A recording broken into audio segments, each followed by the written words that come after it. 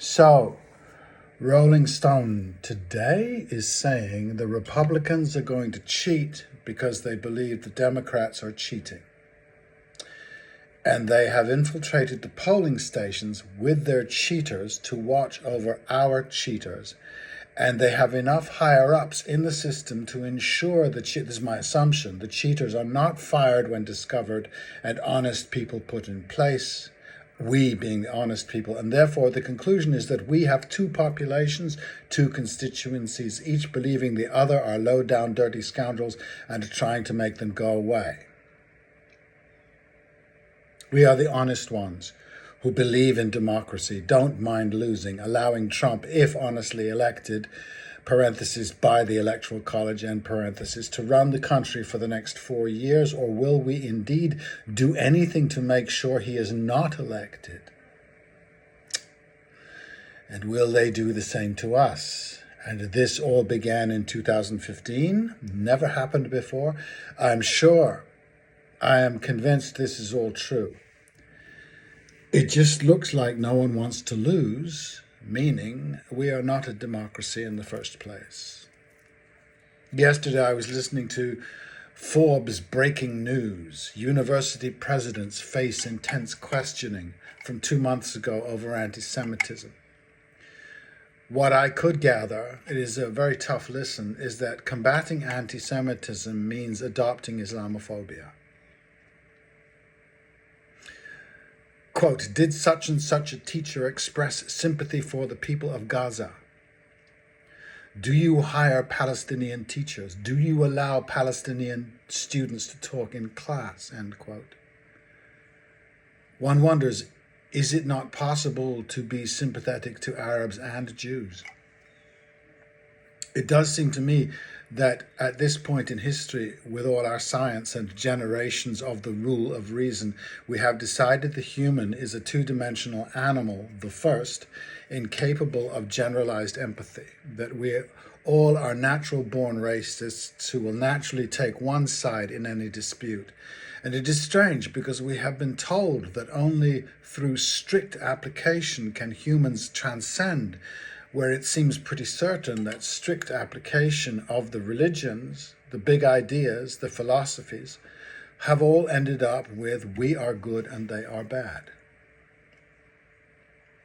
5-year-olds are more complex. I'm pretty sure I've said before that both sides in Palestine are understandable. Quote, what would you have done after October the 7th? End quote. The dreary Piers Morgan, reliable and relentless, has many answers. The question pretends to be rhetorical. It isn't. Even Don Corleone can say, call a meeting of the 5 families, this war ends now. A meeting. It's because he doesn't like the war. We like the war.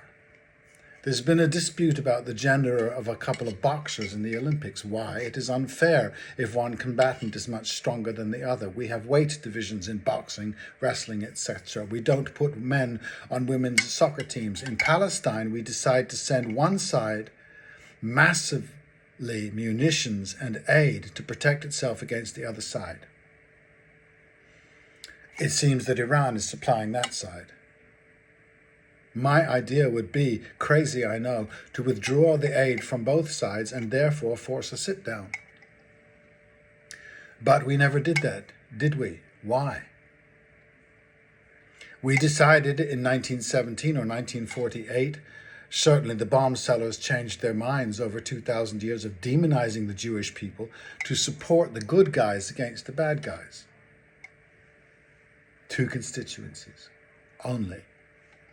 This is how we have divided the human being against all the evidence, creating devils in Moscow and Tehran, an imaginative process we surely seem incapable of doing without. For all the protesting about the universalism of Christianity, it has not been proved on the ground. And I only speak of Christianity because it's the one I know best.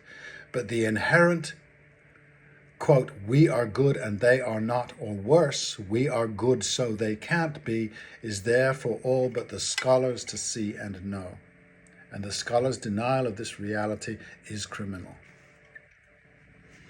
on the subject of ancestral lands, etc. It seems obvious the nomads had not so much problem. There is evidence everywhere on the planet of different tribes using the same land, moving or sitting still. I think it is a possibility that if land use was to be shared, some talking would be done first. Maybe the tribes of the American plains drove out other tribes. It would be a laborious task, but it seems they didn't. Still, it seems there was a parity of weaponry that might keep both sides honest. If they were like us, and into fences and land owning, keeping out trespassers, and then even with the new horses and guns, they didn't massacre the bison like we know who did. Why? Habit, it seems. It was largely religion. In the extraordinary documentary, The Blessing of 2018, quote, a Navajo miner struggles with his part in the irreversible destruction of their sacred mountain. A Navajo coal miner struggles with his part in the irreversible destruction of their sacred mountain. Much time and ink was spent making this Navajo, a bad guy. I think it was one of the founders who said the native people had no idea how to exploit the land they lived on, with many other unpleasantries about them, but it was incumbent on us, therefore, to take the land and use it as our God meant it to be used. I don't really detect, as I write, any moral feelings about this, except to add that it was obviously going to lead to trouble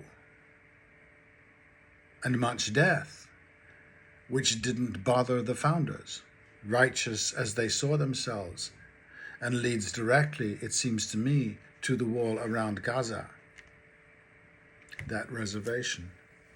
So to try and tie up the cross-examination of the college presidents over anti-Semitism reminded me of HUAC, and maybe in 50 years we will go, oops.